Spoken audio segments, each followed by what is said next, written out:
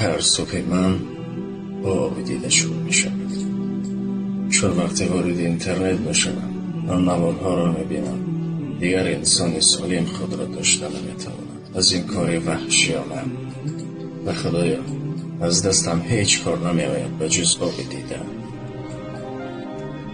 از این جوان جاهلان دل مانده است، نپرس.